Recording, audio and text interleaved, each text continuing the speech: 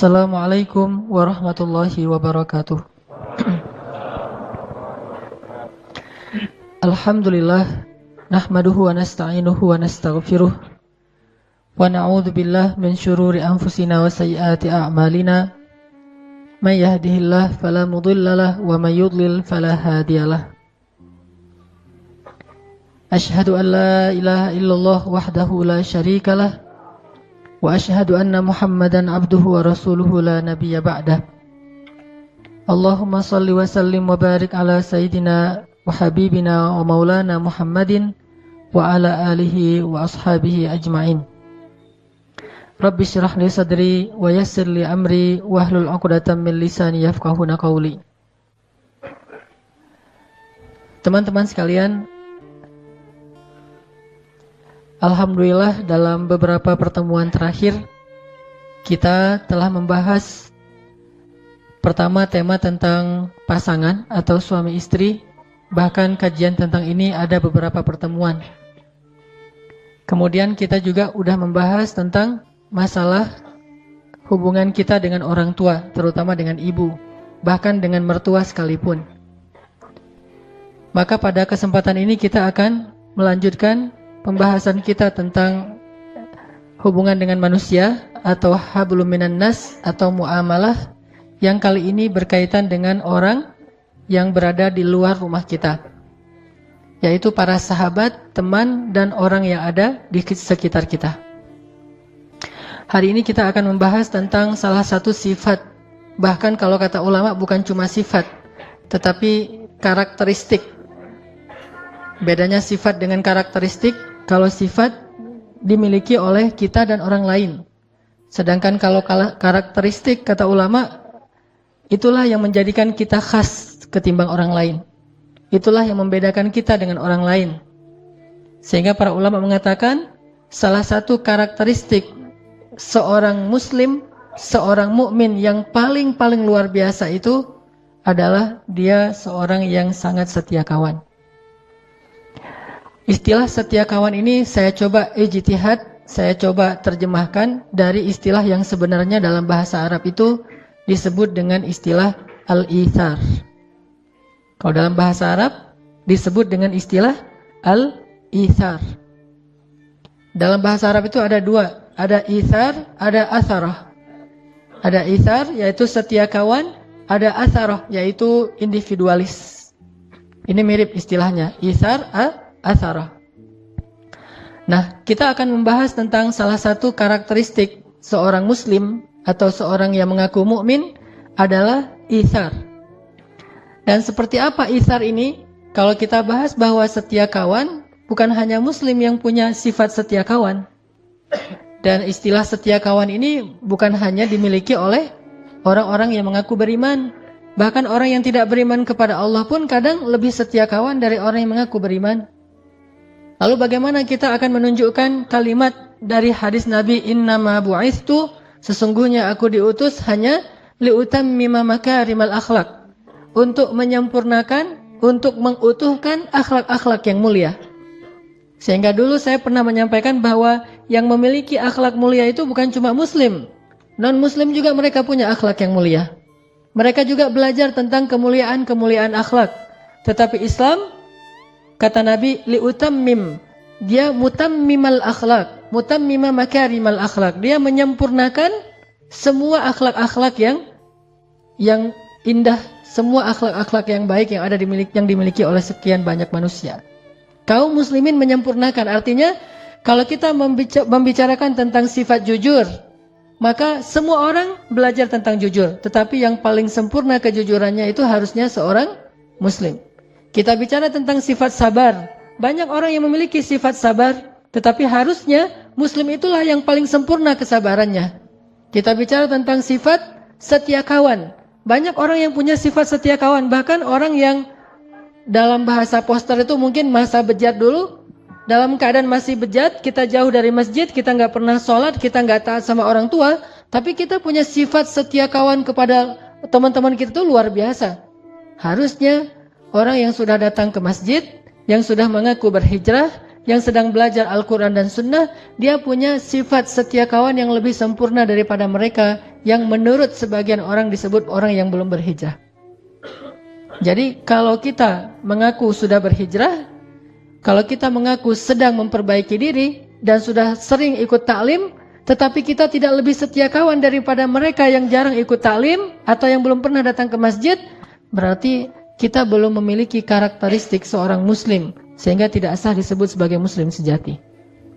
Apa bedanya kita dengan mereka? Bahkan mungkin mereka lebih baik daripada kita. Ada satu orang, namanya si A misalnya.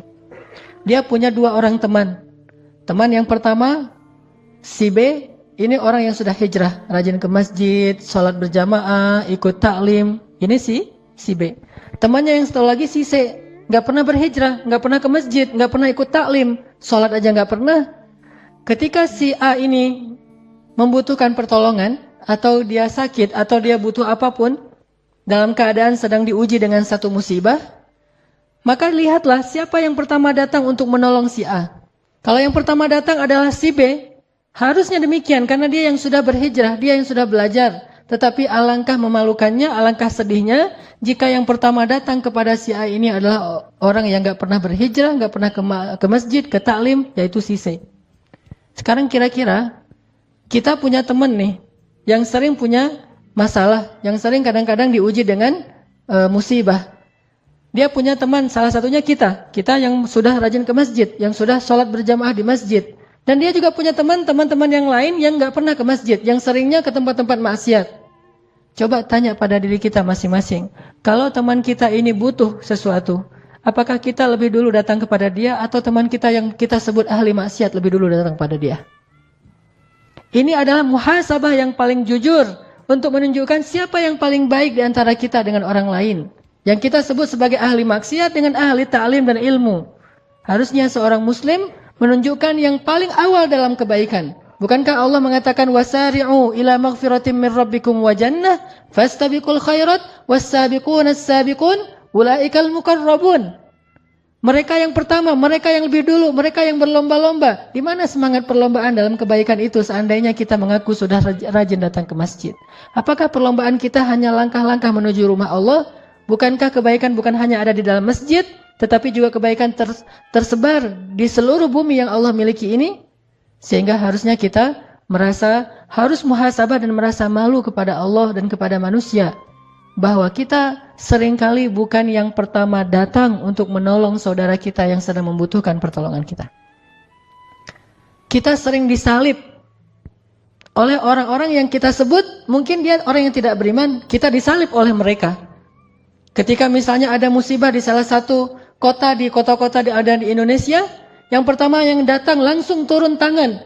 Di antara orang-orang yang mau membantu mereka itu perusahaan-perusahaan yang latar belakangnya bukan perusahaan yang orang muslim. Kemudian yang datang negara yang latar belakangnya itu bukan penguasa muslim. Kemudian secara individu yang datang untuk menyumbangkan berbagai macam bantuannya itu bukan muslim. Charity yang pertama sekali datang untuk menolong kita justru bukan orang yang paling taat dalam agamanya, tetapi mereka orang yang jauh dari masjid, jauh dari taklim. Ini menunjukkan bahwa kita belum benar-benar mengikuti sunnah Nabi SAW. Padahal harusnya kalau kita mengaku ahlus sunnah wal jamaah, kita menjadi orang yang pertama. Liutammima makarimal akhlak.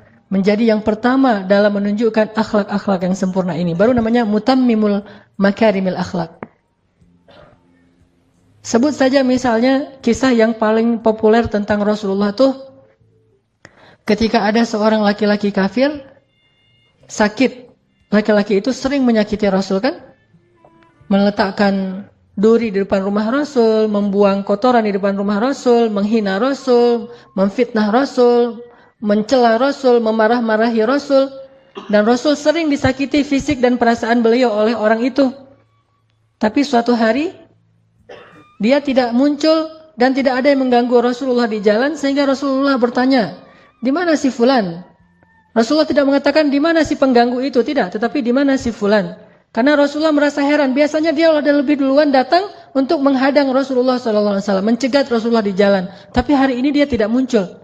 Di mana si fulan? Kata orang-orang si fulan sedang sakit, ya Rasulullah. Di mana rumahnya? Ditanya rumahnya, lalu Rasulullah langsung balik arah, bukannya datang ke Ka'bah untuk berdakwah, bukannya datang ke rumah sahabat untuk taklim, tetapi langsung balik arah menuju rumah orang yang paling jahat kepada beliau, yang sedang sakit. Sehingga ketika Rasulullah datang mengetuk pintu, kemudian dia bertanya, "Man?" Rasulullah mengatakan, "Muhammad." Dia langsung makin gemetar, takut. Karena ini orang yang selama ini dia sakiti, sekarang datang untuk mungkin mau menuntut balas atau apapun. Lalu dibukakan pintu itu oleh keluarganya, Rasulullah datang dengan tersenyum, kemudian Rasulullah duduk di sebelahnya, kemudian bertanya bagaimana, apa penyakitnya, apa yang saya bisa bantu, dan seterusnya, dengan akhlak yang paling indah yang beliau tunjukkan, sehingga membuat orang tadi yang paling benci kepada Rasul, tiba-tiba menjadi sejuk hatinya, menitikkan air matanya. Kemudian dia mengatakan, "Ya Muhammad, engkau adalah orang yang paling saya benci dalam hidup saya ini. Yang paling sering saya sakiti, yang paling sering saya musuhi, yang paling sering saya curangi, yang paling sering saya ganggu. Tetapi ketika saya sakit, engkau orang yang paling pertama datang menjenguk saya dan memberikan akhlak yang paling istimewa kepada saya." Akhirnya orang ini kemudian belajar Islam dan masuk Islam. Ini artinya bahwa Rasulullah SAW sudah menunjukkan akhlak yang paling istimewa kepada kita. Tetapi kita masih sibuk dengan riwayat. Apakah itu hadis sahih? Kata ulama itu hadisnya dhaif. Kalau memang hadisnya dhaif, lalu kenapa? Apakah hadis dhaif itu tidak boleh dipakai? Bukankah hadis dhaif itu kata ulama lebih baik daripada qaulul ulama, dari ucapan para ulama? Kenapa kita yang baru belajar 1-2 hadis lalu membuang hadis-hadis dhaif? Seolah-olah hadis dhaif itu tidak ada artinya. Apakah ucapan kita lebih berarti daripada hadis dhaif? Seandainya ada orang yang meminta nasihat kepada kita, maka sesungguhnya menasihati orang itu dengan hadis dhaif lebih baik daripada menasihatinya dengan ucapan dari pikiran kita sendiri. Karena hadis dhaif hanya lemah riwayatnya, tetapi bukan batil, bukan hadis palsu, berbeda dengan hadis maudhu. Banyak orang itu hadis dhaif, itu cerita dhaif, itu tidak ada riwayat yang kuat dan segala. Astagfirullahalazim. Apakah kamu pikir bahwa hadis dhaif itu hina, dina, dan tidak ada nilainya di mata orang-orang para ulama? Bahkan seorang ulama, muridnya Ibnu Taimiyah yang paling streng menurut sebagian orang ulama, Ibnu Taimiyah yang paling keras dalam urusan hadis, punya murid namanya Ibnu Katsir. Selain Ibnu Qayyim Al-Jauziyah, lihatlah buku tafsir Ibnu Katsir, yaitu tafsir Al-Quran Al-Azim. Di dalamnya termuat lebih dari 100 hadis dhaif. Apakah Ibnu Katsir tidak tahu bahwa di dalam kitab itu banyak hadis dhaif, yang beliau ambil itu hadisnya dhaif? Beliau tahu. Beliau ulama besar, muridnya Ibnu Taimiyah. Kenapa memakai hadis dhaif? Karena beliau tahu bahwa hadis dhaif itu tidak perlu dibuang, tetapi dia tetap dipakai sebagai motivasi, fadilah, penyemangat, selama hadis dhaif ini tidak bertentangan dengan hadis sahih. Kalau hadis dhaif bertentangan dengan hadis sahih, maka hadis dhaif ditinggalkan. Tetapi kalau hadis dhaif ini malah menguatkan, memperjelas makna dari hadis sahih, maka hadis dhaif tetap dipakai oleh para ulama. Banyak, termasuk Imam Al-Ghazali dalam kitab beliau tentang Ihya Ulumuddin, banyak sekali hadis dhaif. Termasuk juga ulama India yang dari Jam'atut Tabligh, Fadailul A'mal. Orang membuang buku itu, tidak usah baca buku itu karena hadisnya banyak yang dhaif. Memangnya beliau tidak tahu hadisnya dhaif? Beliau tahu, beliau ulama hadis, dan dari India itu banyak sekali ulama-ulama hadis yang luar biasa. Intinya bahwa kisah ini adalah sebuah inspirasi yang luar biasa tentang akhlak Rasulullah SAW. Jauh sebelum kita mengkritisi tentang ilmiahnya, maka kita telah bisa mengambil manfaat dan hikmah yang luar biasa dari kisah ini. Di mana kita dibandingkan Rasulullah SAW dalam urusan itsar, setia kawan. Maka teman-teman sekalian, malam ini kita akan belajar menjadi orang yang lebih setia kawan. Karena kalau saya pribadi merasa sangat malu ketika saya mengaku muslim, saya pakai aksesoris yang menunjukkan keislaman saya, apalagi kalau saya membanggakan keislaman saya. Jangankan membanggakan, hanya pakai aksesoris keislaman. Apa aksesoris keislaman? Misalnya diantaranya saya pakai baju koko, saya datang ke masjid, saya sholat, atau mungkin pakaiannya sampai ke jubah, sorban, peci, segala macam. Atau yang bahkan bukan hanya aksesoris keislaman, kebanggaan terhadap Islam. Saya memakai baju dengan tulisan bahwa saya bangga sebagai seorang muslim, saya ini seorang muslim, so what gitu, dan seterusnya kan ya. Kan bangga sekali ini dengan keislaman kita, dan itu baik. Tetapi di situ ada beban yang luar biasa. Bebannya adalah apakah kita yang mengaku sebagai muslim, bahkan membanggakan keislaman kita, sudah menjadi orang yang paling layak disebut sebagai akhlak terindah di antara manusia? Atau jangan-jangan kita yang mengaku sebagai muslim justru orang melihatnya dengan sebelah mata, karena yang mengaku dan membanggakan keislaman itu justru yang paling tidak baik akhlaknya. Ini bagi saya muhasabah dan akan menjadi rasa malu yang luar biasa, sehingga mencoba untuk selalu belajar. Ada orang di belakang mobilnya ditulis La ilaha illallah. Mobil yang di belakang, di kaca belakang sudah ditulis La ilaha illallah, nggak boleh ngebut loh ya. Karena itu bebannya berat. Kalau dia ngebut nggak ada La ilaha illallah, dia tidak membawa kalimat thayyibah dalam akhlak yang khabithah. Tetapi ketika di mobil dia tulis La ilaha illallah, dia tulis misalnya Muslim atau apa, dia tulis bahasa-bahasa kebanggaan Islamnya, ini hal yang positif, tidak masalah dengan itu. Kita ingin syiar, tapi syiar itu ada konsekuensinya. Jangan hanya syiar dalam bentuk teks, tetapi ada tanggung jawab yang lebih besar daripada teks itu sendiri, yaitu tanggung jawab akhlak. Karena orang tidak lihat sholat kita, dan mereka juga tidak akan merasa kagum dengan sholat kita. Mereka akan lihat dan kagum, takjub, dan menjadi respect kepada kita karena akhlak kita. Sehingga yang membawa La ilaha illallah ketika ada masalah di jalan, dia harus jauh lebih akhlaknya, lebih baik akhlaknya daripada mereka yang di belakang ditulis mungkin kalimat-kalimat, misalnya FBI, mungkin dia ada kalimat tentang benderanya Amerika, ada benderanya Jepang, orang bangga dengan bendera yang lain, atau minimal bendera Indonesia, kita pakai benderanya Palestina, benderanya Arab Saudi, La ilaha illallah. Ini berat membawa kalimat itu. Makanya kenapa di belakang mobil saya tidak ada La ilaha illallah? Karena saya masih suka ngebut di jalan. Alasan. Setidaknya orang tahu, suatu saat saya pernah gini. Ini saya waktu itu pakai sorban. Pakai sorban mau ngajar pakai jubah. Karena lagi-lagi alasannya buru-buru gitu. Ngebut kan? Karena macet, jalannya tuh udah stuck banget, akhirnya saya ngambil jalur yang arah berlawanan. Dan dipancing sama angkot sebetulnya. Saya ngikutin angkot aja, jalur yang berlawanan. Pas ngikutin angkot, angkotnya langsung bisa masuk, saya ketinggalan di belakang. Kemudian di depan udah ada mobil yang berlawanan masuk. Dan mobilnya kebetulan mobil mewah. Lalu setelah itu saya buka kaca tuh mau minta maaf kepada dia juga buka kaca, langsung dia teriak di wajah saya dengan kalimat dari kebun. Dan waktu itu mungkin karena dia lihat dari depan ini orang pakai sorban, pakai jubah, tapi kok ngambil jalur orang. Di situ saya merasa sangat malu, bukan marah kepada dia, justru saya menganggap bahwa dia pantas mengatakan itu kepada saya. Harusnya saya membawa aksesoris Islam, pakai sorban, pakai jubah. Belum lagi nanti kalau ada yang kenal itu Ustaz Hanan dan seterusnya. Berarti saya harus lebih baik akhlaknya daripada mereka. Yang saya maksud dengan akhlak ini bukan urusan pribadi, tetapi bagaimana sikap kita kepada orang lain. Itu terbawa. Apalagi kita, misalnya teman-teman udah pada tahu nih, teman-teman komunitasnya kita di sini, ada yang komunitasnya atlet, mungkin para atlet sepak bola, ada komunitasnya yang lain, anak motor, anak musik, anak segala macam kan di sini nih. Teman-teman kita di komunitas tahu kalau kita tuh udah hijrah, kalau kita itu udah rajin ke masjid, bahkan bukan hanya tahu dari orang lain, kita sendiri yang kadang-kadang ngomong, saya ngaji di Al-Latif, saya sekarang lagi coba belajar agama dan seterusnya. Disitulah kita sebetulnya sedang diperhatikan oleh mereka. Kalau mereka memperhatikan kita, jangan buru-buru menjudge mereka bahwa mereka itu sedang curiga sama kita, menjelek-jelekan kita, enggak. Mereka sedang memperhatikan, apakah yang sudah mengaku hijrah ini lebih baik akhlaknya atau tidak. Kalau lebih baik, maka saya akan ikut dia. Kalau yang sudah hijrah ini, yang sudah belajar agama ini lebih mengalah, lebih sabar, lebih mudah memaafkan, lebih lebar senyumnya daripada yang lain, maka saya akan ikut dia. Tetapi kalau yang sudah mengaku berhijrah ini kemudian yang dulunya suka tersenyum sekarang mulai manyun, saya tidak akan ikut dia. Kalau yang dulunya dia orangnya asik sekarang mulai jaim, saya tidak akan ikut dia. Kalau dulunya orangnya sangat toleran sekarang orangnya sangat strike gitu, saya tidak akan ikut dia. Ternyata akhlak kita itulah yang akan menarik mereka untuk ikut sama-sama menikmati hidangan Allah di dalam masjid. Intinya adalah salah satu yang paling mereka perhatikan itu dan akan membuat mereka takjub itu adalah sifat ithar yang tadi saya coba terjemahkan dengan setia kawan. Mari kita coba baca ayat Al-Quran yang sangat fenomenal tentang masalah ithar yang ada di dalam surat Al-Hasyr. Coba kita buka surat 59, surat Al-Hasyr ayat 9. Surat 59 ayat 9.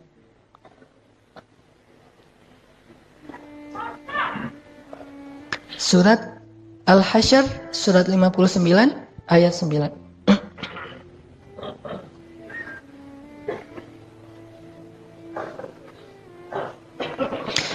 A'udzu billahi minasy syaithanir rajim.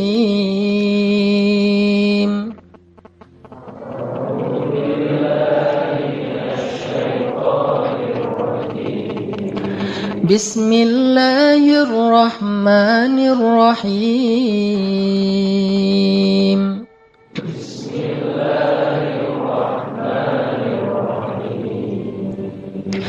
والذين تبوأوا الدار والإيمان من قبلهم يحبون من هاجر إليهم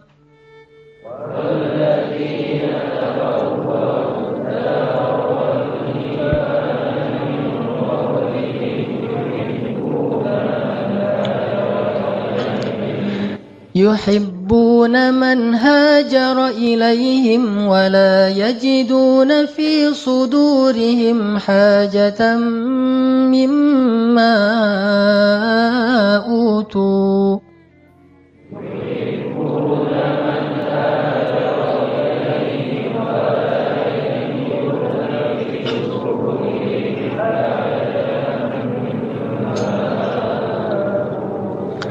ويؤثرون على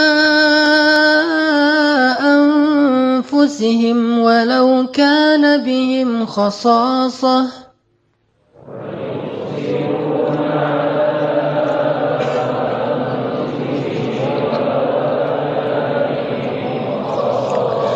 ومن يوق شح نفسه فأولئك هم المفلحون.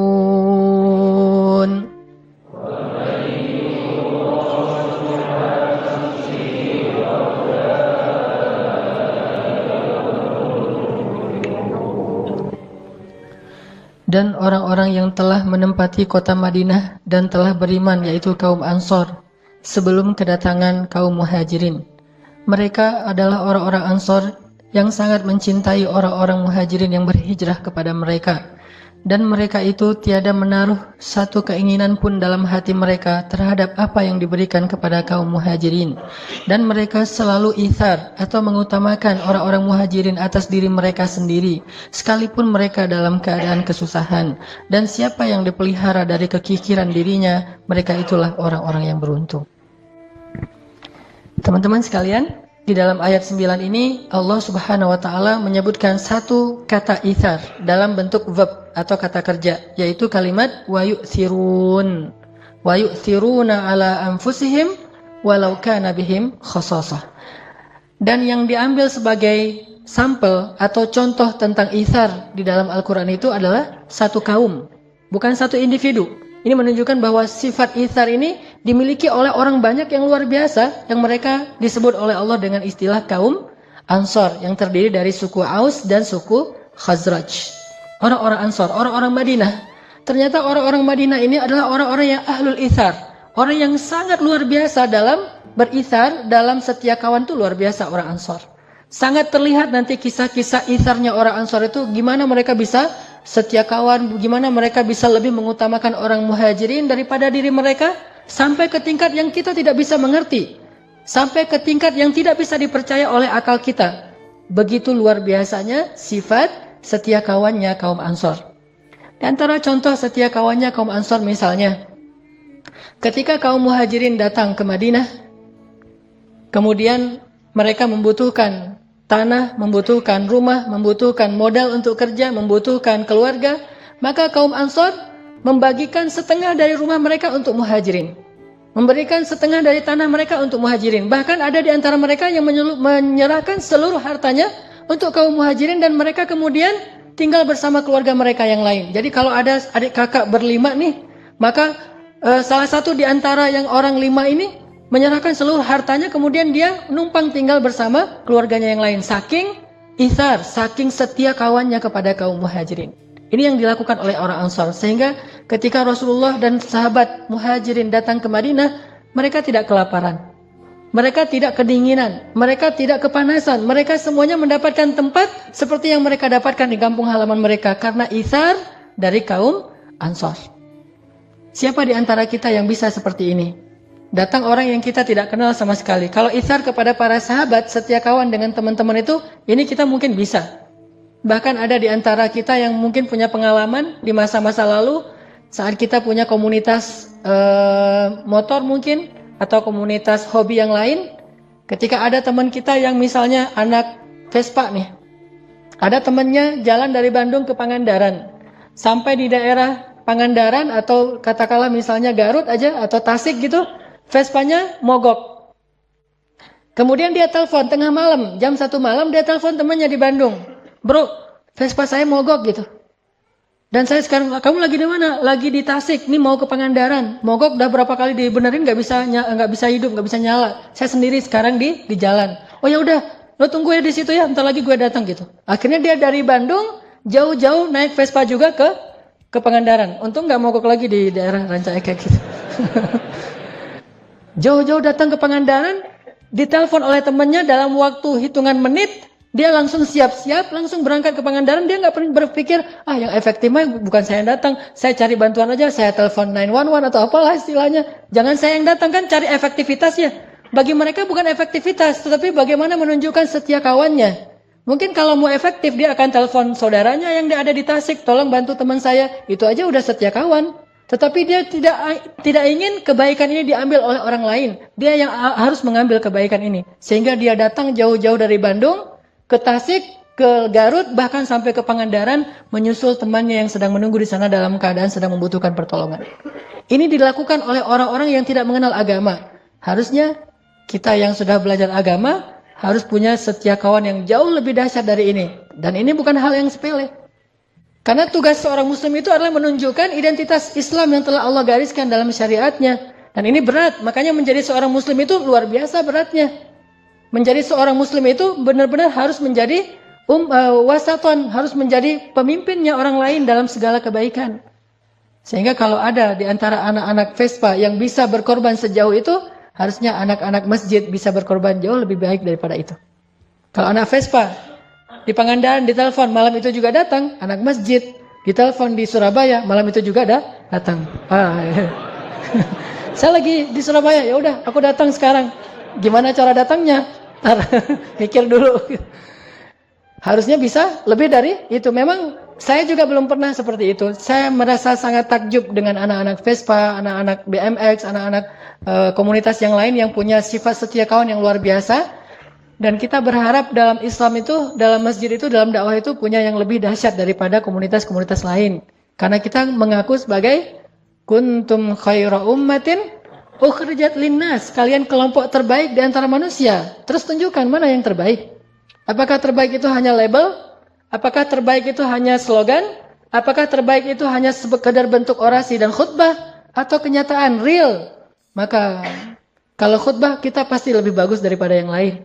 Kalau label kita punya banyak label-label yang keren. Tetapi realnya kita harus banyak muhasabah. Saya bukan katakan tidak ada, tetapi kita harus banyak muhasabah. Jangan-jangan kita belum menunjukkan apapun. Apa yang kita tunjukkan dalam bentuk label, tetapi tidak ada dalam realitasnya.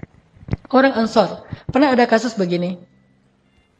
Sejak kaum muhajirin datang ke Ansor, orang Ansor itu berbagi. Berbagi setengah dari harta mereka, sepertiga dari harta mereka, 2/3 dari harta mereka. Bahkan ada yang seluruh dari harta mereka diberikan. Maaf, sampai ada di antara mereka yang mengatakan, maaf, saya punya anak, silakan kalau kamu mau menikahi anak saya, kamu butuh keluarga, kamu jadi menantu saya. Kamu nggak perlu mahar, maharnya adalah kamu muslim. Maka saya akan memodalkan semuanya. Dinikahkan putrinya dengan orang muhajirin. Ada yang bahkan istrinya mengatakan kepada suaminya, suamiku, kalau memang kamu ridho, maka ceraikan saya, sehingga saya bisa menjadi istrinya si fulan itu muhajirin, membutuhkan istri. Sampai kayak gitu. Dan ini adalah inisiatif perempuan Ansor. Saking luar biasanya pengorbanan kaum Ansor ini lebih dari apapun. Kalau bahasa sekarang mah, ada 2 orang yang jatuh cinta ke satu cewek. Nah, yang satu udah ke masjid, yang satu belum ke masjid. Maka yang udah ke masjid ini harus ngalah nih. Kenapa Isa? Terus perempuannya di mana? Nah, perempuan misalnya dia agak galau nih memilih. Yang udah ke masjid, keren sih. Hafal Quran, udah mulai menghafal Quran, udah tahsinnya udah bagus. Udah di mana-mana ngaji gitu kan ya. Terus yang belum ke masjid, keren juga. Cuma dia belum dekat dengan Al-Quran, belum ikut taklim, belum sholat di masjid dan seterusnya. Galau memilihnya nih. Akhirnya supaya si perempuannya nggak galau, maka tunjukkanlah sifat ithar. Datanglah ke teman kita, bro. Boleh bicara heart to heart nggak? Ada apa bro? Gitu. Eh, itu tentang si cewek itu tuh namanya misalnya apa namanya yang keren? Hah? Namanya Wulan gitu. Si Dewi lah, Dewi. Tentang si Dewi misalnya. Lo suka sama dia gitu.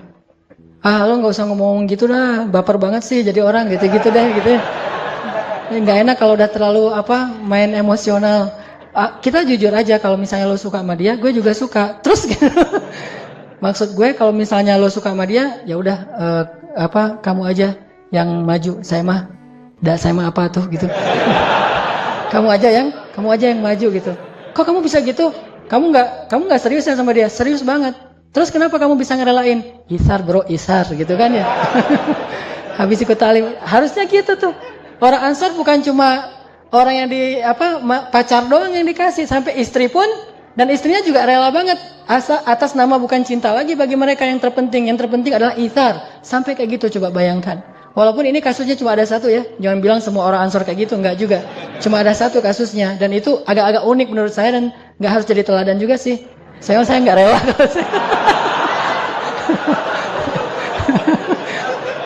kalau kalau saya mah nggak rela.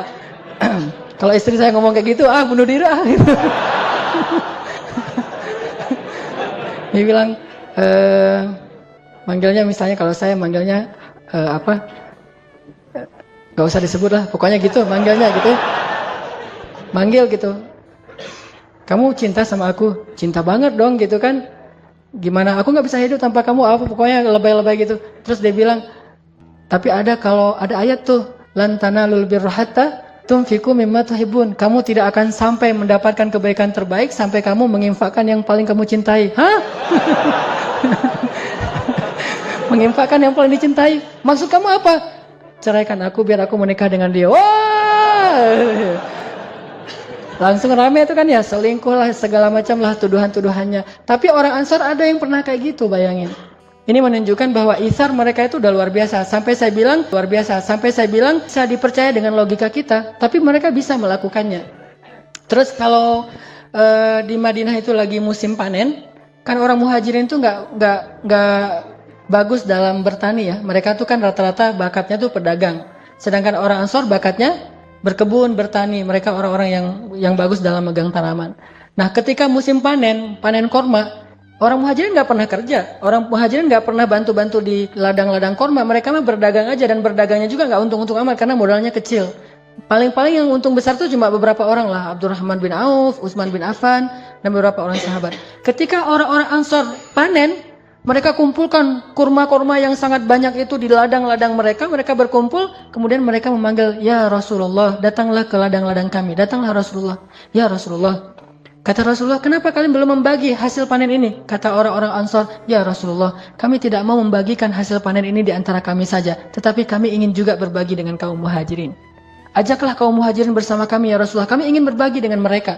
Diajak orang muhajirin. Sedangkan orang muhajirin ngapain? Mereka di rumah aja, malu, nggak berani keluar. Takutnya ntar kalau keluar kan nggak enak tuh. Orang lagi enak-enakan mau bagi-bagi hasil panen, kita lalu lalang kan dikira, kayaknya dia butuh tuh kan nggak enak tuh. Jadi caper gitu kan. Akhirnya orang muhajirin, ya udah di dalam rumah aja tuh, dipanggil sama Rasul, ya muhajirin keluar.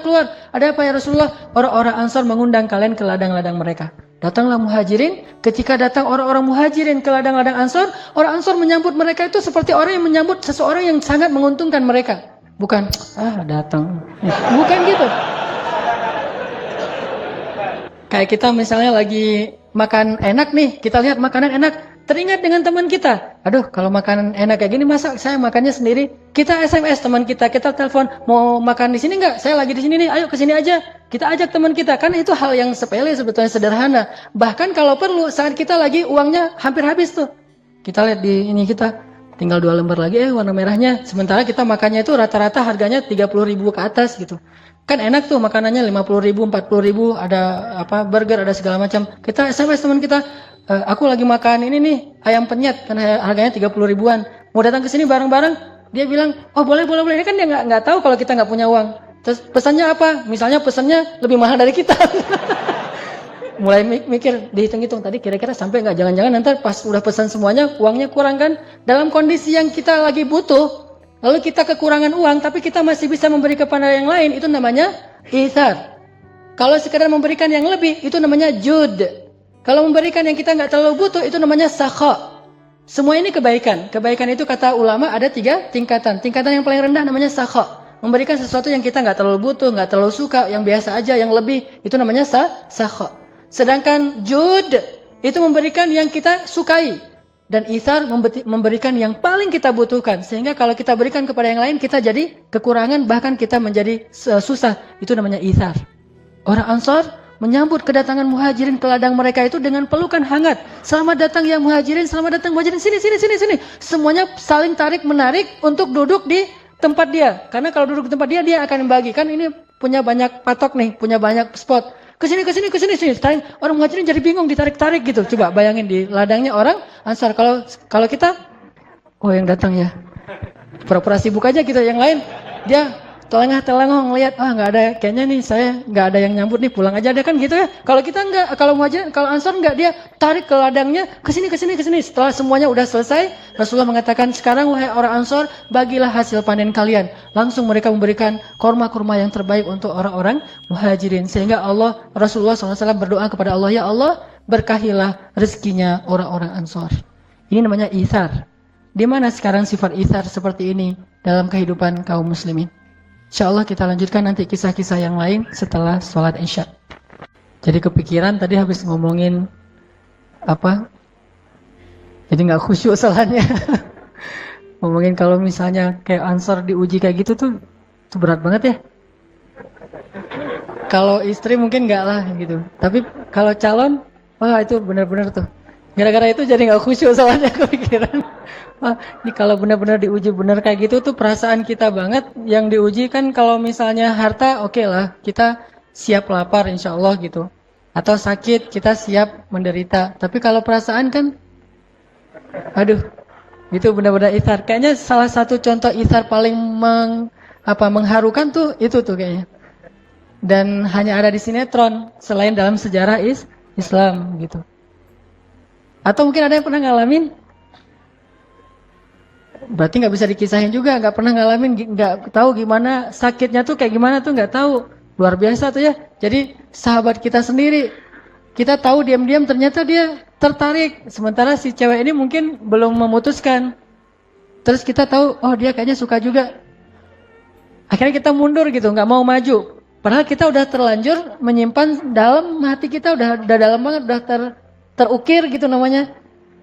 Udah gitu kita mundur. Terus kita nanti menyaksikan bahwa dia buat kartu undangan, kita dikirimin gitu. Ini dramatisir banget nih. Ya mirip-mirip dengan ketika cinta bertasbih gitu kan. Yang lagu Aceh gitu yang pas lagi di pelaminan. Assalamualaikum warahmatullah. Itu kan kayak baper gitu kan sambil nangis gitu. Cuma saya mah nggak akan nangis juga sih. Alhamdulillah belum pernah ngalamin. Pernah nggak ya? Ya kalau misalnya yang pernah ngalamin, itu tuh ithar banget tuh. Kalau bisa ithar sejauh itu, insya Allah tuh orang baik insya Allah. Berarti dia kalau udah hijrah, udah belajar Islam, mudah-mudahan bisa jadi salah satu sampel atau ikonnya akhlak gitu ya. Harusnya Muslim tuh kayak gitu. Atau dalam kehidupan sehari-hari yang lebih sederhana lagi. Misalnya ithar hal yang sepele. Kita lagi mau naik bus misalnya. Kita udah beli seat atau kursinya tuh yang dekat jendela. Pas kita datang terus tiba-tiba ada orang duluan. Biasalah lebih senang di dekat jendela. Kita datang kita lihat nomor kursinya bener. Itu punya kita yang di sebelah situ, dia di sebelah sini. Tapi kita bilang, Mas nomornya berapa gitu. Nomor saya ini sekian. Yang sebelah sini ya? Oh iya yang sebelah sini, udah tapi nggak apa-apa, udah duduk aja di situ. Nah itu kan ithar hal sepele, walaupun akhirnya nanti kita nggak bisa tidur mungkin karena terbiasa dekat jendela. Atau kalau yang lebih ini lagi, pas saya di pesawat tuh bawa jamaah umroh, karena pembimbing kan harus ithar. Itu nasib pembimbing tuh harus ithar. Pas bawa jamaah umroh di pesawat itu seatnya itu diacak, jadi ada yang sekeluarga tapi satu di depan, satu di belakang dan seterusnya. Pas kita udah masuk ke dalam pesawat, saya nggak bisa duduk dulu, saya duduknya paling belakang dulu. Tunggu sampai jamaah senyaman mungkin memilih kursi yang mereka dekat dengan pasangannya, dengan keluarganya. Kadang-kadang kursi saya, Ustadz duduknya di mana? Di sini. Boleh nggak Ustadz ditukar? Oh boleh banget, boleh banget, boleh banget. Terus saja ganti lagi, pindah ke depan. Ustadz, ini anak saya di sebelah sana, boleh nggak di sini? Oh ya boleh Bu. Saya pindah lagi sampai 5 kali pindah. Akhirnya saya ke paling belakang. Nah ini hal-hal yang sepele kayak gitu bisa jadi salah satu contoh-contoh itsar dalam kehidupan kita. Atau termasuk dalam masjid kayak gini, misalnya kita udah selesai sholat, kita nggak sholat sunnah dulu karena pengen yang lainnya biar bisa sholat. Itu terjadi loh di Mekah, Madinah tuh harusnya kayak gitu itsar. Tapi orang udah beribadah di Mekah, Madinah malah nggak bisa itsar. Misalnya di Raudhah gitu. Di Raudhah itu kan tempat yang mustajabah doa tuh di Masjid Nabawi. Orang sholat di situ tuh lama-lamaan, doanya tuh panjang banget. Perasaan di Indonesia nggak gitu-gitu amat, tapi sampai di sana tuh gitu amat, panjang banget doanya tuh. Udah gitu kalau orang Indonesia kan berpersepsinya doa itu harus duduk ya. Nggak bisa sambil jalan atau sekedar berdiri aja nggak bisa, harus duduk. Jadi dia duduk bersila udah nyaman banget gitu, naruh barangnya depan belakang kanan kiri, doa ya Allah panjang banget. Di belakang tuh orang-orang bilang ya Ammi ya Allah ya Allah ya Allah ya haji haji haji gitu. Mereka karena nggak ngerti bahasa Arab bagus juga sih jadi cuek gitu. Terus aja berdoa. Nah ini namanya itsar, hal-hal yang sepele kayak gini. Kalau dalam kehidupan kita yang lebih ekstrim lagi mungkin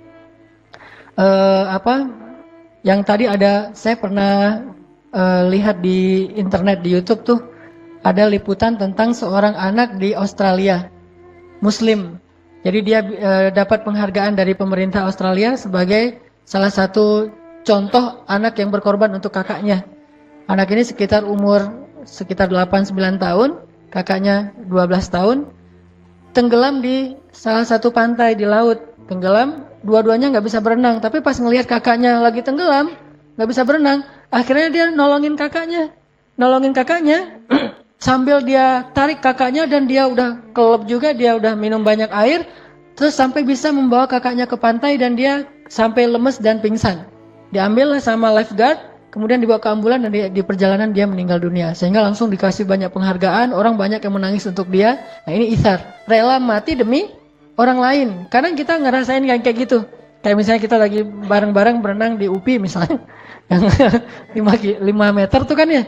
Nah ada teman kita yang ternyata terlalu pede mungkin berenangnya, main nyemplung aja, dia kira 1,5 meter.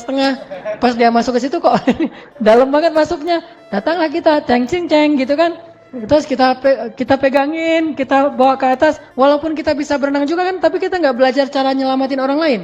Berenang sendiri sih mungkin bisa, tapi nyelamatin orang diinjak-injak ditekan-tekan sama dia, udah aja kita mungkin minum banyak air sampai kita akhirnya kenyang gitu dan pingsan karena kenyang. Nah ini itsar. Tapi nggak tahu nih, ada nggak orang yang mau melakukan sejauh ini? Kalau ada yang bisa melakukan sejauh itu minimal untuk keluarganya, itu berarti menunjukkan bahwa dia udah punya semangat itsar yang luar biasa. Intinya, itsar memberikan sesuatu yang paling kita butuhkan, walaupun sedikit. Sampai Nabi bilang apa tentang itsar? Rubba dirhamin sabaqa alfa dirham. Bisa jadi 1 dirham itu lebih Allah sukai daripada 1000 dirham, kata Nabi. Kenapa bisa jadi 1 dirham lebih Allah sukai daripada 1000 dirham? Karena 1000 dirham ini diberikan oleh orang kaya, sedangkan 1 dirham ini diberikan oleh orang yang sangat-sangat membutuhkan 1 dirhamnya. Jadi bisa jadi 1 dirham ini nilainya lebih besar di mata Allah daripada 1000 dirham. Apa bedanya? Bukan angkanya, tapi itsar dan jud. Kalau 1000 dirham itu jud, memberikan sesuatu yang dia juga sebetulnya punya lebih gitu. Tapi kalau itsar, memberikan satu-satunya yang dia punya, dan kalau dia berikan ke orang lain dia akan susah. Itulah itsar. Sehingga ada kisah seorang ulama di zaman tabi'in. Beliau miskin, fakir malah. Ulama-ulama dulu kan terbiasa hidup dalam keadaan miskin. Sehingga keluarganya juga udah ridho dengan keadaan kayak gitu, sibuk dengan ilmu. Nah, beberapa hari keluarganya nggak makan. Dan beliau juga nggak tahu harus bekerja apa. Sementara beliau mengajarkan ilmu kepada orang lain, nggak pernah dibayar. Ini juga buat saya. Saya dulu pernah ngalamin ya, masa-masa ketika awal-awal saya mengajar itu bayarannya kecil banget, dan saya tidak mempermasalahkan itu sampai akhirnya Allah menguji keikhlasan saya. Saya dibayar seadanya, seikhlasnya, dan saya datang hujan-hujan segala macam, penghasilan sebulan itu kurang dari kebutuhan. Sampai akhirnya Allah menguji suatu hari, anak saya sakit keras, Anak yang kedua, Maryam, sakit keras, harus dibawa ke rumah sakit, panas tinggi luar biasa, udah 2 hari nggak turun-turun, dibeliin obat nggak turun juga, sehingga akhirnya saya bawalah ke rumah sakit, salah satu rumah sakit di Bandung, rumah sakit swasta waktu itu. Saya bawa ke rumah sakit, mereka langsung minta depositnya untuk 10 hari, 1 hari 1 juta, berarti 10 juta. Saya nggak punya tabungan sama sekali. Akhirnya udah masuk, anak saya udah diperiksa, katanya ini parah banget, harus segera diopname dan minta depositnya. Saya tarik lagi keluar dari rumah sakit itu. Saya pergi ke rumah sakit negeri. Ke rumah sakit negeri, salah satu rumah sakit negeri di Bandung. Akhirnya juga gitu. Diminta deposit, kemudian mau di-scan gitu, mau di-ronsen. Cuma minta uang dulu, dan saya nggak punya. Akhirnya keluar lagi dari rumah sakit, saya bawa pulang ke rumah itu. Dalam keadaan saya waktu itu menangis, karena sedih nggak bisa membawa anak saya berobat dan nggak punya uang. Di situ mulai diuji tuh. Diuji banget. Muncullah pikiran-pikiran yang nggak tahu nih negatif atau wajar. Saya selama ini ngajar ikhlas-ikhlas, tapi giliran saya butuh nggak ada yang bisa nolong. Kan teruji tuh. Nah disitulah akhirnya mulai diuji antara pilihan. Kalau gitu memilih nggak nih mana yang mahal infaknya, mana yang kecil, atau yang kayak gini dikasih istilahnya mungkin ada angkanya segala macam. Saat itulah ujian paling berat. Dan para sahabat atau cerita ulama tadi pernah seperti yang saya alamin. Anaknya sakit, keluarganya nggak makan sekian hari. Akhirnya dia cari pekerjaan. Ketika dia udah bekerja di pasar itu mengangkut jadi kuli pasar gitu, dia dapat untuk bisa beli roti cuma satu roti doang tuh, saking murahnya dibayar. Dan itu pun pasarnya pasar yang jauh yang nggak ada yang kenal dengan dia. Soalnya kalau di pasar ini orang kenal nanti disedekahin, nggak enak. Dia pergi ke pasar yang jauh, bekerja dapat beli 1 roti. Pas dia pulang dari perjalanan dari pasar ke rumahnya, dia udah bahagia nih, anak saya bentar lagi bisa makan, keluarga bisa makan, saya bisa makan. Tiba-tiba di tengah jalan dia bertemu dengan seorang ibu dengan 3 orang putrinya, semuanya dalam keadaan kelaparan. Kata ibu ini, Pak, boleh saya minta tolong? Saya belum makan, udah berapa hari, anak-anak saya juga kasihan belum pada makan. Ini mulai ujian nih dalam hati si laki-laki ini, ulama ini. Kemudian akhirnya setelah dia timbang-timbang, dia kasihlah setengah dari rotinya kepada ibu tadi dan setengah lagi dibawa pulang. Ketika dibawa pulang, anak-anaknya semuanya, namanya setengah roti untuk anak-anaknya yang banyak, habis semuanya dan dia nggak makan. Habis kerja jadi kuli pasar, nggak makan, setengah dikasih jatahnya untuk orang lain, setengah lagi untuk keluarga. Setelah itu tiba-tiba datanglah seseorang ke rumahnya mengetuk pintu. Assalamualaikum, waalaikumsalam. Ya fulan, ada seseorang yang ingin bertemu dengan engkau. Siapa? Saya adalah teman ayahmu, almarhum ayahmu. Memangnya ada apa dengan ayah saya? Enggak, saya dulu pernah meminjam uang dari ayahmu sekian dinar. Dan alhamdulillah sekarang saya sudah bisa mengembalikan, dan ini plus juga bagian dari ucapan terima kasih saya, dan dia mendapatkan sekitar 100 dinar. 1 dinar sekarang harganya sekitar 2,5 juta. 250 juta isar. Orang yang rela memberikan yang paling dia butuhkan dalam keadaan sangat lapar. Dan bayangkan itu jangan sekarang. Sekarang mungkin kita nggak terlalu lapar nih. Coba bayangin pas lapar-laparnya, nggak punya apa-apa, terus teman kita datang minta pinjam uang, kita kasih. Itu benar-benar ujian isar. Dan seorang muslim harusnya mampu melakukan hal yang seperti itu. Yu'thiruna ala anfusihim walau kana bihim khasasah. Dikasih ke orang lain walaupun dia butuh banget. Atau ada mungkin kisah yang agak-agak yang tadi yang agak-agak ngebaper tuh. Kita mau nikah, udah ada modalnya nih. Tiba-tiba ada teman kita butuh modal juga untuk usaha atau mungkin sakit atau keluarga kita yang butuh. Terus kita mikir kan, ini saya nabung sekian tahun biar bisa nikah. Sekarang pas saya udah dapat calonnya dan saya udah punya modal untuk mahar dan acaranya, tiba-tiba ada keluarga yang sakit dan dia butuh pertolongan saya. Kalau saya kasih ke dia, berarti saya ditunda pernikahannya. Kalau saya nikah, berarti saya harus menolak dia dengan walaupun rasa berat hati. Ini ada satu kalimat yang menurut saya, kalimat yang tertuang begitu aja ketika saya membayangkan. Apa kalimatnya? Menangis setelah berkorban itu jauh lebih mengharukan daripada menangis karena penyesalan. Menangis setelah berkorban jauh lebih mengharukan daripada menangisi kesalahan. Jadi kalau kita bisa berkorban kemudian kita menangis karenanya, terharu gitu, maka itu jauh lebih mengharukan daripada menangis karena kesalahan yang kita buat. Jadi usahakan jangan buat kesalahan, lebih baik kita berkorban untuk orang lain daripada kita berbuat kesalahan. Sehingga nanti kalau kita menangisi kesalahan kita yang sekarang, itu nggak keren. Lebih keren kita menangisi pengorbanan kita walaupun kita nggak dapat untung. Namanya juga pengorbanan. Itu menurut saya lebih mengharukan. Kita melihat anak-anak kita tertawa, tersenyum bahagia, tanpa mereka tahu bahwa sebetulnya kita dalam keadaan sedang irit nih, tapi kita kasih kepada mereka apa yang mereka butuhkan. Itu bisa mengharukan banget menangisnya kepada pasangan kita, kepada teman kita. Dalam keadaan sangat irit, kita untuk misalnya sendal kita tuh udah sobek misalnya, bahkan udah berlubang gitu sendal kita atau sepatu kita. Kita nggak beli sepatu baru, atau kita punya ransel kita tuh udah sobek-sobek, kita nggak beli ransel demi untuk bisa beli baju anak kita, padahal bukan baju yang penting-penting amat, baju baru biasa. Atau untuk istri kita, dia lagi jalan ngelihat ada jubah yang bagus, kita beliin untuk pasangan kita. Itu jauh lebih keren, dan itu adalah itsar, belajar dari keluarga, pasangan, orang tua, teman, dan seterusnya. Jadi coba muhasabah, di mana itsar kita dibandingkan dengan para sahabat dulu, atau nggak usah jauh-jauh para sahabat di antara kita. Orang-orang yang belum berhijrah, orang-orang yang jauh dari masjid, yang mereka bisa itsar habis-habisan kepada temannya.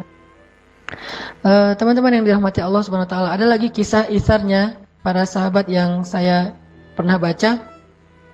Ketika para sahabat, salah satunya namanya kalau nggak salah Jabir bin Abdullah. Ini pernah saya kisahkan beberapa kali. Saat Rasulullah SAW dengan para sahabat sedang menggali parit Khandak, dan mereka kelaparan banget, banyak yang akhirnya gara-gara ngangkat batu tuh jatuh loh. Saking kelaparannya menggali parit Khandak, saking kelaparan dan susahnya ngangkat batu tuh sampai dia jatuh dan tertimpa batu. Saking lemahnya. Tapi mereka terus bekerja, siang malam makannya cuma 1 butir kurma sama minum air. Akhirnya Jabir bin Abdullah merasa kasihan kepada Rasul, yang ngelihat Rasulullah tuh susah banget. Dia pulang ke rumah, dia tanya kepada istrinya, istriku, ada apa di rumah kita yang bisa kita berikan kepada Rasulullah sebagai makanan? Kata istrinya, nggak punya apa-apa. Kita juga orang miskin. Satu-satunya yang kita punya itu cuma seekor domba yang masih kecil banget, yang baru berukuran yang sangat kecil, baru lahir, sama satu kalau bahasa sekarang mungkin 1 kilogram gandum yang bisa dibuat untuk beberapa potong roti. Cuma itu yang kita punya di rumah. Kata Jabir, ya sudah kalau gitu kamu tolong buatkan roti biar saya potong dombanya. Disiapkanlah daging domba, kecil banget dombanya, mungkin hampir seukuran ayam gitu, hampir seukuran kucing, kecil gitu. Domba yang baru lahir. Cuma satu-satunya yang dimiliki segitu tuh. Kalau dalam bahasa Arab kan itu ada istilahnya tuh, domba yang sangat kecil, ya agak gede dari kucing sedikit gitu. Nah dipotongin, kasihan banget sih dombanya. Terus buatin roti, udah selesai masak gitu, hanya untuk bisa makan 3 orang. Pergilah menemui Rasulullah. Kata Jabir, ya Rasulullah, saya sudah mempersiapkan jamuan makan malam. Kalau Rasulullah selesai bekerja nanti, datanglah ke rumah saya untuk makan malam bersama. Saya siapkan jamuannya. Rasulullah bahagia banget kan? Bayangin, yang ngundang itu orang miskin loh. Dan Rasulullah udah curiga, pasti makanannya cuma segitu-gitu aja. Namanya juga Jabir. Siapa yang gak kenal Jabir dengan kemiskinannya? Sehingga kalau yang undang itu Jabir, paling ya gitu-gitu aja lah makanannya. Rasulullah tahu itu. Tapi Rasulullah saking bahagianya diundang walaupun cuma sederhana makanannya, dan tahu cukupnya paling banyak untuk 3 orang. Dan Jabir udah mengatakan, cuma untuk 3 orang ya Rasul. Rasulullah langsung berdiri mengatakan, wahai para sahabat, yang jumlahnya berapa? 1000 orang. Wahai para sahabat, Jabir ngundang kita makan di rumahnya. Wallahu Akbar gitu semuanya. Bayangin. Jatah makan 3 orang diundang kepada 1000 orang. Rasulullah tuh nekat juga ya. Ya sahabat. Dan itu 1000 orang tuh lapar semua loh. Lapar semua, berhari-hari gak makan. Jabir mengundang kita untuk makan di rumahnya. Semuanya bertakbir Allah Akbar, Masya Allah, Jabir apa. Jabirnya pucat, langsung lari tuh. Lari nemuin istrinya. Wah istriku gawat. Kata istrinya, kenapa?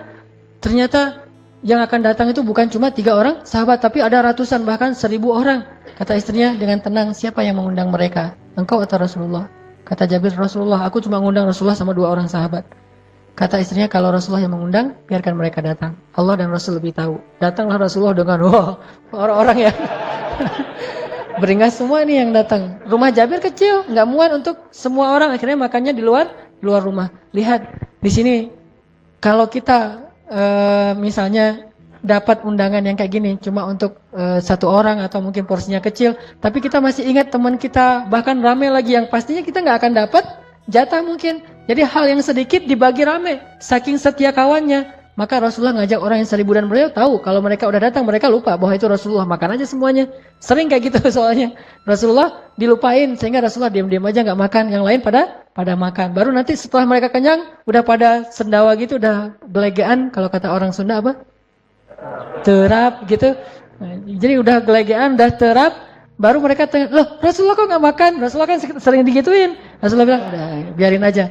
Seolah-olah bahwa Rasulullah itu udah kenyang, bahkan ada yang sampai matiin lampu. Nah, Rasulullah tahu kondisinya akan kayak gitu resikonya, tapi Rasul tetap ngundang 1000 orang yang lapar-lapar tuh datang ke rumah Jabir. Jabir dengan wajah agak pucat, nih pasti nggak akan cukup nih.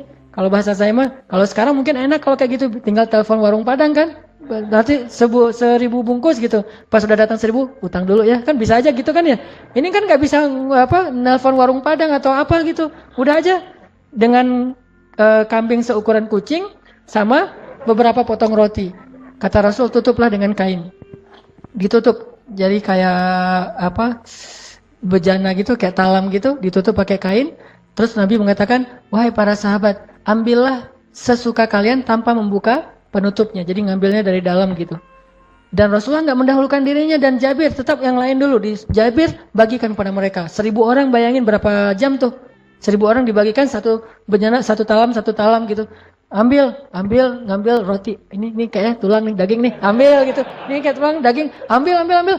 Namanya orang Arab, bayangin. Itu orang Arab lapar lah gitu. Orang Arab gak lapar aja. Makanya banyak kan, gimana orang Arab yang lapar. Sahabat, lapar banget. Pasti makanya banyak banget. Ngambil. Semuanya sampai 1000 orang. Tapi gundukan penutupnya itu masih kayak penuh gitu. Nggak sampai kempes. Dan Jabir mulai curiga, kok beratnya nggak berkurang. Setelah semuanya udah selesai makan, Rasulullah nggak makan. Memperhatikan mereka makan tuh kayak ibu ngasih makan anaknya. Kayak gitu Rasulullah ke sahabat. Mereka semuanya lahap, wah lupa sama Rasulullah. Udah selesai semuanya makan, mereka pamit. Dan lupa Rasulullah belum makan. Setelah mereka semuanya pamit, Rasulullah memanggil Jabir dan istrinya, duduklah, sekarang bukakan penutupnya. Pas dibuka, semuanya masih utuh seperti awal. Sama sekali seperti nggak ada yang makan. Jangan-jangan itu kayaknya halusinasi makannya. Sampai di rumah kok saya masih lapar ya. Enggak, ini mah bukan magician ya. Jadi bukan lihat tatap mata saya, makanlah gitu. Enggak. Jadi berkah banget. Jadi pelajarannya bahwa ternyata itsar itu memunculkan keberkahan. Dalam itsar itu Allah berikan rezeki yang luar biasa. Sehingga akhirnya Jabir makan dengan luar biasa semangatnya dan akhirnya kenyang semuanya. Bilal juga pernah digituin, Abu Hurairah juga pernah digituin kan, yang saya cerita. Abu Hurairah tidur di mihrab Masjid Nabawi. Tidurnya tuh ngeringkuk kayak tukang beca kedinginan gitu. Tidur di mihrab, ngeringkuk gitu. Bukan tidur sih, sujud. Tapi nggak menghadap ke kiblat, menghadap ke sana tuh. Sujud di mihrab. Datang sahabat dicolek-colek pakai kaki, ditendang-tendang gitu. Ya Abahir, ya Abahir. Nggak bangun aja gitu. Kirain Abahir lagi tidur. Terus datang lagi sahabat, datanglah Rasulullah, manggil, ya Abahir, ada apa? Langsung Abu Hurairah ngelihat, lapar ya Rasul. Sampai saking laparnya Abu Hurairah, nggak bisa duduk coba. Apalagi berdiri, duduk aja nggak bisa. Jadi harus nahan laparnya itu dengan menekuk badannya supaya perutnya kelipat. Saking lapar tuh kayak gimana tuh laparnya. Tapi orang yang lapar kayak gini, hafal hadisnya tuh ribuan loh. Kita yang kenyang nggak hafal hadis nih. Agak-agak unik memang. Yang kenyang nggak pernah hafal hadis, yang lapar ribuan gitu nggak ada alasan. Mas saya mah nggak bisa hafal hadis soalnya saya miskin, saya mah lapar terus atau apa. Ini nih Abu Hurairah justru lapar itu malah lebih mudah hafal hadis. Akhirnya kata Abu Hurairah, lapar ya Rasul. Rasulullah bilang, ya udah ayo ke rumah saya. Abu Hurairah semangat kan? Ke rumah Rasulullah. Yang tadi nggak bisa berdiri, tiba-tiba bisa berdiri. Aneh juga tuh. Kalau saya perhatiin hadisnya, loh kok tiba-tiba bisa berdiri ya? Abu Hurairah langsung segar gitu. Ya Rasulullah, datang ke rumah Rasulullah. Rasulullah ngambil susu onta kan? Susu onta itu salah satu susu favorit Rasul. Nah, dituangkan, susu domba, susu onta, bukan susu lah gitu ya. Dituangkan. Kemudian kata Rasul, ya Abahir, panggillah orang-orang yang dari Bani Sufah, Dar Sufah. Dar Sufah itu lembaga orang-orang miskin di dekat Masjid Nabawi. Orang-orang miskin ngumpul di situ semuanya tuh. Bilal, Abu Hurairah, Ammar, ya yang miskin-miskin lah. Panggil semua mereka. Abu Hurairah ngelihat bahwa susunya cuma segini doang tuh, ditutup dengan kayak gelas gitu ditutup, cuma segini, tapi mau dikasih ke puluhan orang. Abu Hurairah tadi lagi lapar banget, tapi kata Rasul, pergilah untuk memanggil mereka. Tapi namanya ini perintah Rasulullah, akhirnya Abu Hurairah pergi mencari teman-temannya. Ayo cepetan lah, makan, minum. Ini mah bahasa saya aja, Abu Hurairah nggak bakalan gitu juga. Ya udah dipanggil temannya. Bayangin kalau kita yang disuruh kayak gitu.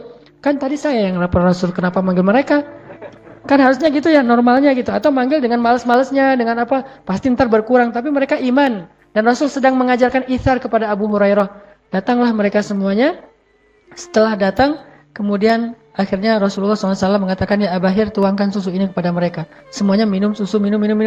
Setelah semuanya selesai, Abu Hurairah duduk aja nungguin mereka. Setelah mereka udah pulang, Abu Hurairah kata Rasul, ya Abahir, sekarang kamu minum. Diminum sama Abu Hurairah. Udah ya Rasulullah, minum lagi kata Rasulullah. Minum lagi, udah ya Rasulullah, minum lagi. Udah ya Rasulullah. Sampai Abu Hurairah tuh mau muntah. Saking banyaknya susu nggak habis-habis tuh coba. Memang ini mukjizat, tetapi ada pelajaran karena nggak murni hanya mukjizat saja tanpa ada sunnah yang perlu kita ikuti. Ternyata pelajarannya berkah itu ada di dalam itsar. Jadi ketika kita rela untuk itsar, Allah akan berikan kebaikan dari jalan yang lain. Kayak kita mukhayyam kemarin misalnya. Saya sangat takjub kepada teman-teman Ucing Leweng. Ucing Leweng itu bahasa Indonesianya apa? Bukan, serigala. Kan slogannya AU kan ya. Ya, teman-teman Ucing Lawang kan udah pengalaman nih di hutan. Pas kita berangkat ada yang mungkin belum pengalaman, tapi hebat juga tuh, ada tenda yang Alfamart, tendanya penuh dengan makanan, ada yang kayak gitu. Ada yang tenda itu benar-benar tendanya Abu Hurairah. Ya itu tenda saya mah Abu Hurairah banget, karena saya kirain paling juga ntar ada warung, karena saya ada warung di bawah, jadi tenda saya Abu Hurairah. Tapi pas lagi lapar ke warung, bukan di tenda. Jadi pas waktu itu saya nggak bawa sleeping bag, nggak bawa apa-apa lah, nggak lengkap gitu. Teman-teman Ucing Lawang itu ngasih, Ustadz ini pakai aja sleeping bag, udah kita sediain. Padahal bisa jadi nih dia ngasih sleeping bag itu dengan itsar, dia sendiri nanti tidurnya nggak pakai sleeping bag, tidurnya dekat api unggun atau tidurnya itu kedinginan, dan itu luar biasa. Atau yang lebih berat lagi mungkin kalau kemarin tempatnya masih normal lah. Dulu yang mukhayyam pertama tuh yang di yang di Ciwidey gitu, itu kan hujan deras, becek, genang air, kita dalam rawa-rawa gitu, semua pakaian kita basah kan, mau memberikan pakaian kering kita ke teman yang lain sehingga kita tetap pakai pakaian basah, itu itsar. Mau memberikan sleeping bag ke teman kita yang nggak bawa, sementara kita tidur dalam keadaan kehujanan, itu itsar. Disitulah kita belajar menjadi muslim yang bukan hanya slogan, bukan cuma label, tapi muslim yang kenyataan akhlaknya. Dan kita harus bisa. Malulah kita kepada orang yang di luar masjid yang mereka mungkin bisa lebih itsar daripada kita. Dan insya Allah dalam waktu dekat bulan Desember ini kita akan coba belajar juga, walaupun belum ke tingkat itsar, baru jud kebaikan yang dulu saya pernah wacanain, akan membangun sebuah pesantren. Dan alhamdulillah videonya udah selesai dibuat, nanti akan dipresentasi, membangun sebuah pesantren di pelosok Tasik dan perbatasan Garut, daerah Taraju. Pesantren anak-anak yang menghafal Al-Quran, yang mereka tidurnya di lantai, nggak punya bantal, apalagi kasur dan selimut. Dan saya kebayang aja setiap saya hujan deras tuh, saya selalu teringat mereka kayak gimana nih. Di kita aja, di rumah aja, hujan deras ada satu bocor aja, sibuknya minta ampun ya. Kalau itu pasti bocornya banyak banget tuh. Udah gitu anak-anaknya besok harus bangun subuh-subuh, bahkan sebelum subuh untuk tahajud. Kemudian siangnya mereka harus tahfiz Al-Quran. Jadi tetap mereka dalam keadaan susah tapi masih mau menghafal Al-Quran. Mudah-mudahan nanti kita semuanya bisa terlibat walaupun dalam bentuk apapun untuk membangun sebuah pesantren, sehingga dakwah kita ini bukan cuma orasi di atas mimbar. Tapi saya berharap dakwah kita ini, saya senang sekali kalau ada dakwah yang punya semangat humanis. Karena Rasulullah itu orang yang sangat humanis. Jadi dakwahnya bukan hanya ilmiah, tapi ilmiah yang humanis, sangat sensitif dengan kebutuhan-kebutuhan manusia. Walaupun hal kecil yang kita lakukan, tapi alhamdulillah ada beberapa teman yang mau gabung nih. Teman-teman dari Harley mau gabung, teman-teman dari komunitas yang atlet mau gabung, kemudian dari beberapa kantor PT juga mau gabung, dan dari ibu-ibu juga ada beberapa orang dari akhwat, dokter-dokter juga mau bareng berangkat ke sana. Sehingga mudah-mudahan nanti kita bisa dari komunitas BMX mungkin, dari anak bola mungkin, dari anak yang lain, termasuk anak Vespa, bareng-bareng nih kita coba tunjukkan kepada seluruh manusia bahwa dakwah bukan cuma di dalam masjid, tetapi dakwah itu dari dalam masjid kemudian keluar untuk membawa rahmatan lil alamin insyaallah. Ini yang akan kita lakukan dalam bulan Desember ini. Mudah-mudahan kita semuanya bisa terlibat walaupun bentuknya bebas apapun. Bahkan doa yang paling penting sekali adalah doa, sehingga semuanya bisa berjalan lancar. Barakallahu li wa lakum. Marilah kita tutup dengan sama-sama berdoa. Mudah-mudahan Allah Subhanahu wa taala memberikan kepada kita ilmu yang bermanfaat, bukan sekedar ilmu yang kita ingat. Ditambah lagi di sini ada doa khusus yang dimintakan untuk almarhum Bapak Eri Ahradi bin Endang,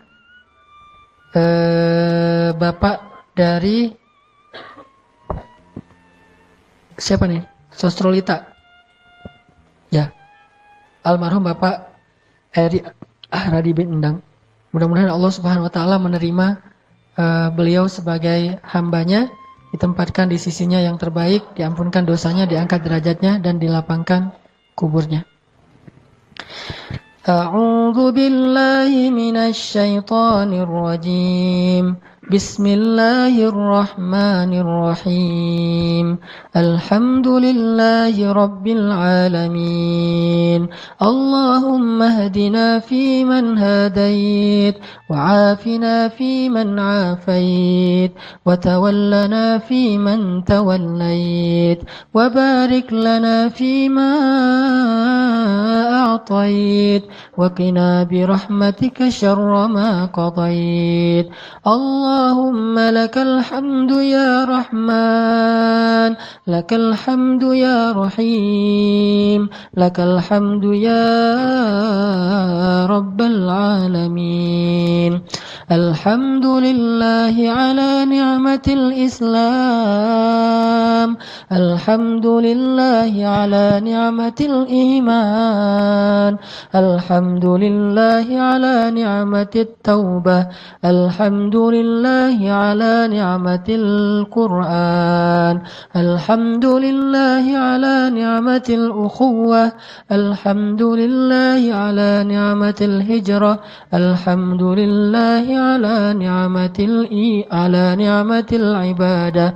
Allahumma inna nas'aluka halawatal iman, Allahumma inna nas'aluka ridhaka wal jannah, wa na'udzu bika min sakhatika wan nar. Allahumma ighfir lahu warhamhu wa'afihi wa'fu anhu wa akrim nuzulahu wa wassi' madkhalahu waj'al qabrahu rawdatan min riyadil jannah wa la taj'al qabrahu hufratan min hufarin niran. Allahumma ighfir lana wa liwalidayna warhamhuma kama rabbayana sighara.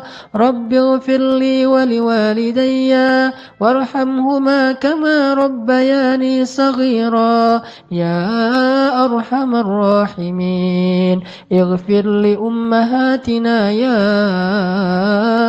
Ghaffar, ighfir li ummina ya Ghaffar, waghfir li abaina ya Ghaffar, waghfir li ikhwanina ya Ghaffar, waghfir li akhawatina ya Ghaffar, waghfir li asatidatina ya Ghaffar, waghfir lil muslimina ya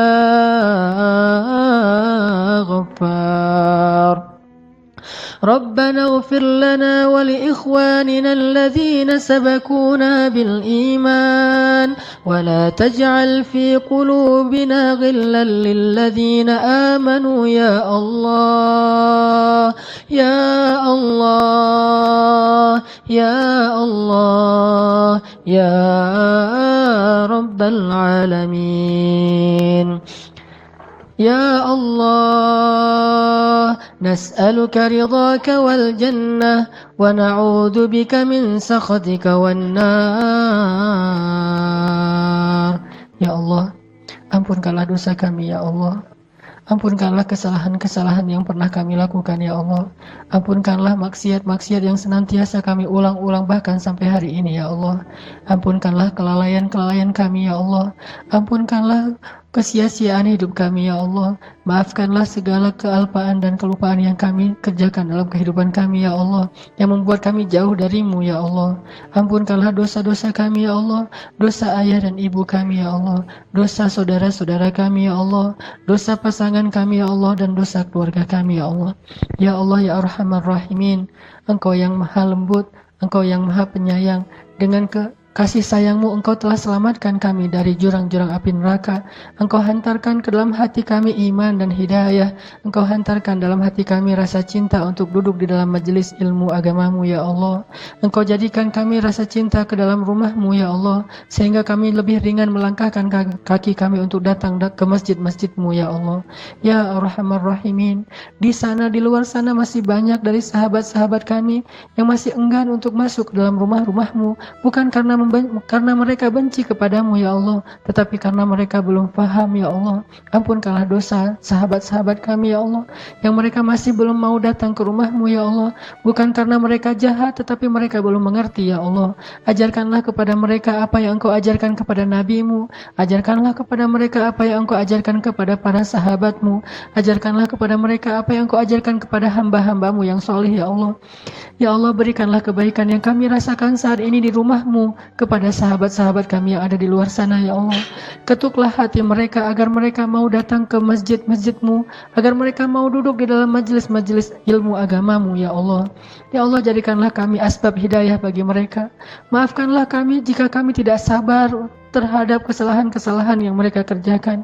Jika kami belum sabar untuk mengajak mereka dengan akhlak yang baik, justru mereka menjadi semakin jauh dari rumahmu karena ketidaksabaran kami dalam mengajak mereka ya Allah. Ya Allah, masukkanlah kami ke dalam surga bersama sahabat-sahabat kami itu ya Allah. Jadikanlah kami sahabat di masa jahiliyah dulu menjadi sahabat juga di masa-masa yang telah kami bertobat ya Allah. Jika kami dulu bermaksiat kepadamu dalam keadaan berteman dan akrab, sekarang jadikanlah kami beribadah kepadamu juga dalam keadaan berteman dan akrab ya Allah, dalam keadaan bersahabat ya Allah di dunia dan di akhirat insya Allah. Ya Rabbal Alamin, selamatkanlah pemuda-pemuda Islam yang ada di Indonesia dari segala macam fitnah dunia ya Allah. Selamatkanlah akhwat perempuan-perempuan muslimah dari fitnah aurah dan fitnah dunia ya Allah. Jadikanlah pemuda-pemudi Islam itu tumbuh dalam ketaatan ya Allah, sehingga mereka mendapatkan salah satu naunganmu di padang mahsyar, yaitu pemuda yang tumbuh dalam ketaatan ya Allah. Ya Rabbana ya Arhamar Rahimin, dengarlah doa-doa kami ya Allah. Tetapkanlah hati kami dalam hidayah ya Allah. Janganlah Engkau matikan kami dalam keadaan su'il khatimah ya Allah. Janganlah Engkau matikan kami dalam keadaan bermaksiat kepadamu ya Allah. Janganlah Engkau matikan kami ketika hari kami tidak melaksanakan ibadah yang sesuai dengan perintahmu ya Allah. Matikanlah kami di hari yang terbaik dalam hidup kami ya Allah. Matikanlah kami dalam keadaan beramal soleh kepadamu ya Allah. Dan hidupkanlah kami nanti di akhirat, dan pertemukanlah kami bersama Rasulmu Sallallahu Alaihi Wasallam. Ya Allah ya Rabbal Alamin, betapa rindu kami kepada Nabi Muhammad Sallallahu Alaihi Wasallam. Betapa kami rindu kepada Nabi Muhammad ya Allah. Kami sering berselawat untuknya. Kami mencoba untuk mengikuti sunnahnya semampu kami ya Allah. Itu semuanya karena kami merindukan beliau ya Allah. Jadikanlah kami termasuk di antara orang-orang yang bertetangga dengan Rasulmu di dalam surga nanti ya Allah. Bertetangga dengan Abu Bakar As-Siddiq, bertetangga dengan Umar bin Khattab, bertetangga dengan Utsman dan Ali radhiyallahu anhum ajma'in. Ya Allah ya Arhamar Rahimin, Rabbana atina fid dunya hasanah wa fil akhirati hasanah wa qina adzabannar. Subhanakallahumma wa bihamdika asyhadu an la ilaha illa anta astaghfiruka wa atubu ilaik. Assalamualaikum warahmatullahi wabarakatuh.